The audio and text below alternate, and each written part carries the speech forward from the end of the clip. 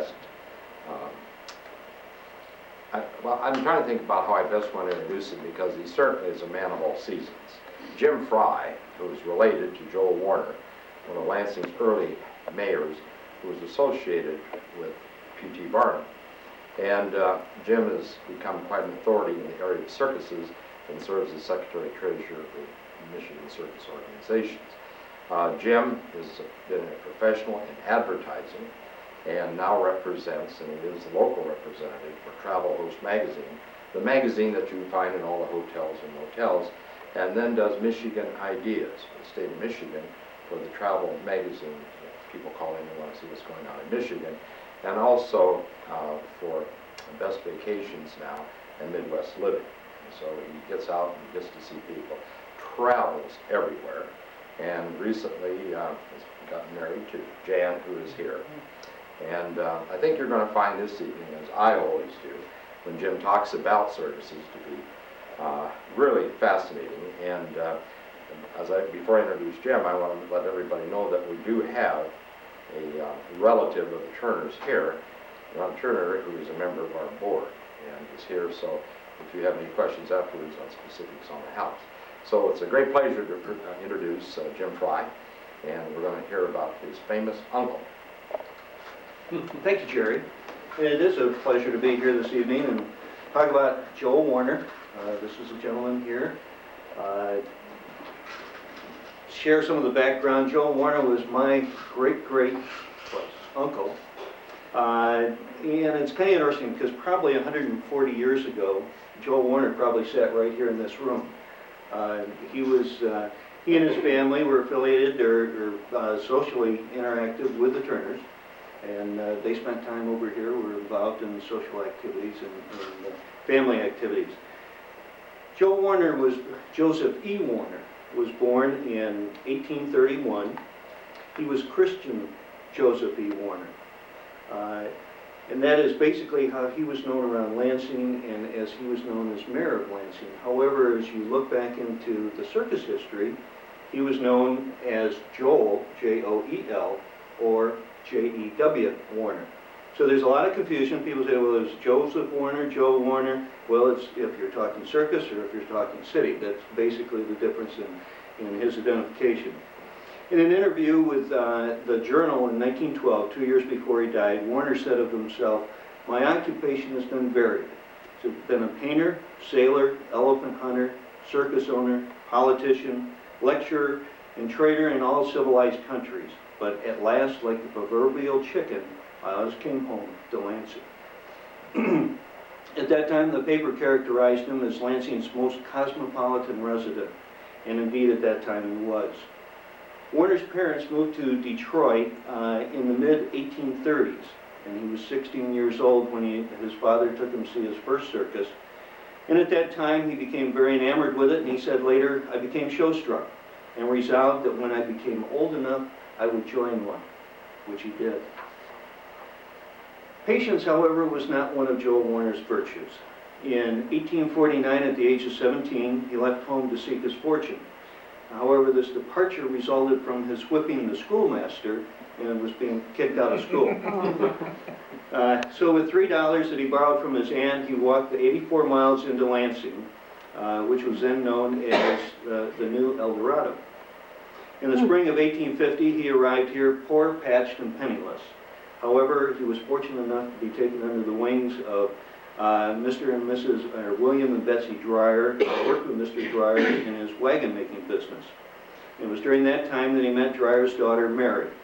And while his first day in Lansing was brief, both Mary and Lansing had quite an impression on him as he came back 7 years later, married Mary, and was elected an alderman. But I'm getting ahead of the story. So, in his early teens, Joe Warner traveled with a Frenchman named Pulis. Now, Pulis was a sleight-of-hand performer. In the winter seasons, Pulis went about the country entertaining in taverns and schools. In the summer, he peddled fish. And one winter, Warner joined the old professor with the purpose of learning and perfecting his tricks. But with the skills learned from the Frenchman and his desire to join the circus, Warner left Lansing in the fall of 1850 and became literally a tramp. He was skilled as a sign painter and took odd jobs in Kalamazoo, Grand Rapids, and ended up in Detroit for that winter as a carpenter. When navigation opened in the spring of 1851, he shipped out on a new steamer as a ship's painter. By fall, Warner had accumulated enough money so that he could go into Chicago and outfit himself as a full-fledged magician, promoting himself as the Wizard of the North. At barely 20 years of age, he started out to entertain the citizens of the wild and woolly West with his interpretation of the hidden mysteries of the black art, assisted, as many believed in those days, by his satanic majesty, the devil. He did have a real live co-partner, an Irish lad by the name of John Dillon. Warner would astonish the multitudes with his tricks, and between acts, John would tickle their musical instincts with Irish songs. Well, these two traveled together through Illinois, Iowa, and Missouri, and parted in St. Louis in 1852. From there, Warner went to New Orleans, where the well-known circus owner, Dan Rice, had opened a museum. Warner said of himself at that time, "I was a bit of a sight. I had not yet reached an age where I could have a mature, fierce-looking mustache, but my hair was long and hung tangled as a tangled mass on my shoulders. My wearing apparel showed signs of hard luck. This period had been a trying ordeal in my young life, and I realized that I had to rise to fame or go back to oblivion on my next move." As it turned out, Dan Rice wanted an attraction, and Warner filled the bill. He was hired, money was advanced for him to get an outfit to be appropriate for the stage and get his apparatus out of hock. His engagement was a success. It lasted 3 months, at which time he was well clothed and could flash 5 $20 gold pieces. Though not yet 21, his fame as a magician had reached Cincinnati, where he was booked for the season at the Frank Museum. While filling this engagement, the opportunity came to join the circus, and for the next 40 years, this was going to be his primary occupation. His first experience with the circus was as assistant agent to 2 former employees of Dan Rice. They had gone into partnership with a steamboat engineer and formed Whitbeck and Company's original one-horse show. Sounds pretty exciting. The show left Cincinnati in the spring of 1853, hitting most of the principal towns on their way into Pittsburgh. There they transferred to canal boats to Pittsburgh on the Pittsburgh and Erie Canal, and at the end of the season they returned to Cincinnati, disbanded, and management was left bankrupt. Unfortunately, it was not an uncommon experience for circuses, and one that Joel Warner himself would experience later. In the spring of 1854, Warner secured a position as assistant to W.T.B. Van Orden. He was general agent for Spaulding and Rogers North American Circus, which is probably one of the most famous circuses at that time. In those days, what he did was travel in advance of the circus and line up the cities and deal with the influentials and the politicians in order to secure the location and approvals for the circus to perform in the city. More often than not, these were backroom negotiations. And this is probably where he got his initial training in the political arena for his later journeys into the political world. He did well and continued with Spaulding and Rogers for nearly 9 years. During those years, the Spaulding and Rogers Circus established a number of new trends in the circus industry. This is kind of interesting. When they operated on the Mississippi River, they performed on barges and traveled as the Spaulding and Rogers Floating Palace. And this was actually the forerunner of the Mississippi River showboats. When they were traveling on land, they were credited with being the first circus to experience using railroads as transportation. By the mid-1850s, Warner was very successful by all standards, but he was understandably feeling lack of roots. So in 1857, at the age of 27, he returned to Lansing, married, and took the hand of Mary Dreyer. Now, Mary had spunk. That's about the only way to put, because she had to have that in order to put up with the likes of Joel Warner. And she was left on her own a good part of the time. You'll find, located down in our Lansing Library in the city room, historical room, Mary Shaw and her diary. The early entries in the diary will give you a feel of their relationship. The first entry was made the day they left on their honeymoon to New Orleans. It reads, "Started from home, a married woman." It then traces their travels by rail to Chicago and on into Carroll, Illinois, where they boarded a steamboat to New Orleans. Her diary notes that the stay in New Orleans was cut short because Joel had to return to Memphis to pick up with the circus. He took Mary to see the circus aboard the floating palace. She indicated in the diary that she enjoyed the circus, even though she knew that the following morning she would have to retrace her journey back to Lansing alone and wait 3 months before seeing her new husband again. Warner continued with the Spaulding and Rogers Circus for another 5 years, and in 1862 decided to end his career with the circus and return to Lansing. Not being bashful and inclined to hold his tongue in matters, he quickly found himself involved in Lansing politics and a candidate for city clerk, a position which paid $200 a year. He ran as a Democrat and was the only Democrat elected on that ticket. At that time, our nation was engaged in the Civil War, and everybody was either a Republican or a Copperhead. Now, he was no sooner elected than Dan Rice contacted him and enticed him to rejoin the circus again at a salary of $300 a month. Well, being a prudent person, Warner hired James Bascom to handle the duties of city clerk and left to advertise the circus. And here you get a neat insight into Lansing's politics at that time. At the first meeting of the new council, Bascom was on hand to open the books and to proceed with the work. The council room was over the Thayer drugstore. Well, unfortunately, Warner had made a very major error in appointing Bascom. The entire council was Republican, and Bascom was a Copperhead. They literally threw him out of the second story window and fell onto a lean-to below. The following morning, Warner received a telegram instructing him to return to Lansing to straighten the matters out. He did this and promptly appointed, interestingly enough, a Mr. Foster, who was his Republican opponent in the election, to take over as his deputy. This quieted the troubled waters, but he did not please his fellow party members. During the season of 1866, while Warner was on the road with Dan Rice, he arranged for the construction of his home on West Willow. It's the home here. It still stands today. It's the red brick home that's adjacent to the car blocks, 2 blocks west of Martin Luther King on Willow. At that time, the street, Willow Street, was Warner Street, and the school was Warner School. At that time, the property included 80 acres, which ran from the road back to the river. And the property was called Beecham Brook. The house was built in 1 season, and Mr. Fuller was hired as architect and was paid a whopping $5 for the plans. The house was designed for entertaining, and the entire top floor was set up as a ballroom.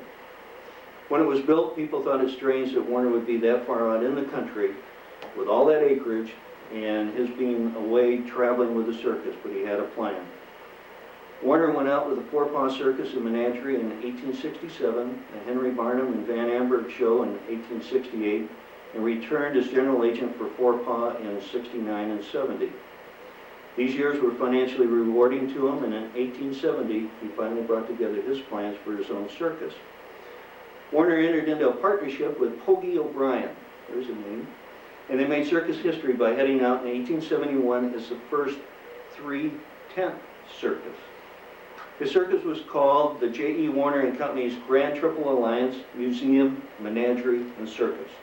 The concept for the 3-tent circus was amazingly simple, but an ingenious one at that time. As you know, we can trace the history of the circus back to the Roman Empire and earlier in the Chinese dynasty. Over the centuries, it had been the primary source of entertainment for the masses, and it continued to be that in the middle of the 19th century.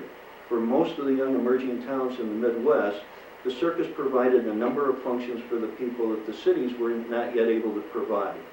The menagerie, or the circus provided the entertainment, the menagerie would serve the function of the zoo, and the curiosities and artifacts served the function of the museum. As the advancement for circuses, Warner had been continually confronted with well-meaning, God-fearing groups that believed the circus was more closely affiliated with the activities of the devil than the celestial wagons that led the circus parades. These people would acknowledge the educational benefits of the menagerie and the museum, but they would resist or not attend the performances of the circus because of the circus portion of the program. So when the J.E. Warner Triple Alliance went out on the road in 1871, They advertised, this is what they call the Herald, and these are the front and back of the Herald. But he presented 3 tents, and we had the 1 tent, of course, for the circus, a 2nd tent for the menagerie, and a 3rd for the museum. And this enabled those that did not favor those that did not favor the circus to come to the menagerie or the museum. The majority of the people went to all 3 tents, but those that chose to do otherwise were able to avoid the circus, but the circus profited from people attending that might not otherwise have attended. So history records J.E. Warner as the originator of the 3-tent circus. And Warner Circus had its impact on Lansing. The museum at the Michigan Agricultural College had been started a few years earlier, but it did not consist of much more than a butterfly collection, a few rocks, and a few artifacts. Warner's museum had some dandy items in it, but there were no curators to prove or challenge the authenticity of these items. But they were crowd pleasers. Admittedly, it was this part of the circus where P.T. Barnum came up with his famous saying about the gullibleness of the public. During the 4 years that Warner Circus made Beecham Brook its winter headquarters, it served as a zoo for Lansing. The Potter Park Zoo wasn't to be founded for another quarter of a century, and Warner put on quite a show for those visitors that wandered out into the country to see his animals. According to an article in the Lansing State Republican, there were well over 200 animals. This included 136 horses, and of course they needed the horses for pulling the wagons and carts and things at that time. Lansing first elephant, this was Empress, and then you had lions and tigers and dozens of other animals that were native to countries all over the world. There were a number of outbuildings on the property, and in this photograph you can see one back here. The most notable was a 2-story structure which had apartments built in the basement area for animals, and then for those that were sensitive to the cold temperatures, they were on the upper story, and they had a heating apparatus, and the cages were built around that, and that fire was kept going day and night, and of course monitored continuously. The newspaper went into detail as to the amount of feed that was needed and the cost for feeding those animals, and concluded by saying, and I quote, "Characteristic of Mr. Warner's liberality, there is no exclusion to visitors. All are welcome, without fee or reward, to view the curiosities in winter quarters." Directing his own circus was an exciting experience and financially satisfying for a few years for a man barely into his 40s. By 1875, he was regarded as having the largest traveling circus and menagerie. But it got too big and cost outran revenue. Following disaster season in 1875, Warner closed the show outside of Chicago and sold his circus. He continued as manager for another season, and the following year with the Montgomery Queen Circus, and in 1877, at the age of 46, he decided to return home to Lansing and end his career with the circus. Well, as we said, not being a man of few words, he quickly found himself involved again in Lansing politics, and just as quickly was elected mayor by a majority of 72 votes.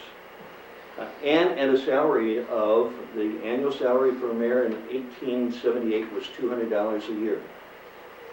But looking back, Warner said he thought that he nullified his potential effectiveness as a mayor the night of his inaugural address. He said that he thought he was quite eloquent in laying out the charges for the city's common council for that coming year. The state capitol was to be completed that year. However, Washington Avenue was so bad that it was nearly impossible for 6 months out of the year to get teams to and from the south and north ends of the city. Merchants and farmers had great difficulty in delivering their goods much beyond the entry points to the city. Lansing also needed at that time a police force and a sexton for the Mount Hope Cemetery. And then, in his inaugural speech, he launched into his discussion about the economy of government. He said the economy in all branches of the city government should be their watchword. And to get the ball rolling, he invited the members of the Common Council to join with him and donate their salaries to the city for the next year. He even went so far as to suggest that the members of the school board join in. Well, it made good press, but it didn't endear him at all to his political compatriots. Being mayor in 1878, being part of the growth that was taking place in Lansing at that time was exciting for Joseph E. Warner. But three of the biggest names in the circus world played on his ego and his purse. P.T. Barnum, James Bailey, and Hutchinson formed a combination of their three shows and offered Warner $5,000 a year in all expenses to join them. So he declined renomination in 1879 and was back on the road with the title Finder of Attractions. As such, he traveled from one coast to the other, functioning as what we would today call a talent scout. As he traveled, he wrote extensively for the Lansing Republican, the Detroit News, and various East Coast papers. He helped readers see, through his words, places that were only a name, if even known at all at that time. In 1887, Mary and Joseph E. Warner celebrated their 25th anniversary with an elaborate party at Beach and Brook. The guests included many whose names still remain on Lansing street signs today. Interesting, one important name out of Lansing's history that was not at the party that evening was Ransom E. Olds. But he was only 18 years old at that time and finishing a postgraduate course in accounting at Bartlett's Business College in Lansing. 1882 was the year that Warner was selected by Barnum and Bailey and Hutchins to tour the world now, not just the United States, but the world, in search of curiosities with instructions to get everything and anything that he would, in his mind or in his judgment, be an attraction for the greatest show on earth. Jumbo was his biggest find. P.T. Barnum built Jumbo as the largest elephant in the world, and he was big, but not the biggest. But that's another story. Will that stay? Yeah. As it was, acquiring Jumbo nearly caused an international incident as a result of bringing Jumbo to the U.S. from England's London Zoo. Jumbo was the darling of millions of children across the country. As Warner traveled North America and the old world, he never topped his find of Jumbo. Unfortunately, Jumbo was killed by a speeding locomotive in Canada in 1885. His skeleton is preserved in the American Museum of Natural History in New York. The year after Jumbo was killed, Warner put in his last season with the circus and then returned home to Lansing at the age of 55 or 56.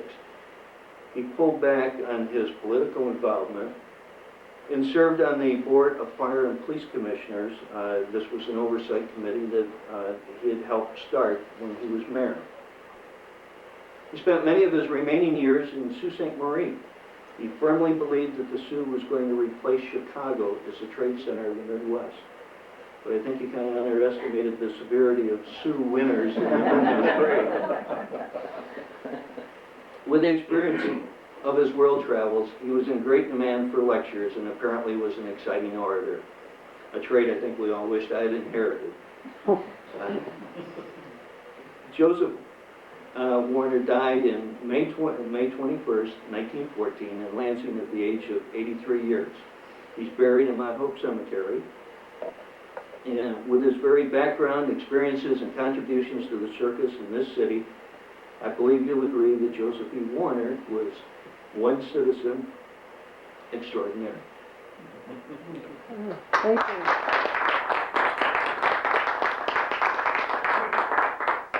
If I have a moment, we still a little bit? Yeah. We had a historical marker dedication 3 years ago to Joseph Warner, and this is down at Riverfront Park. I've got this piece which has got the language for the marker on the back of it.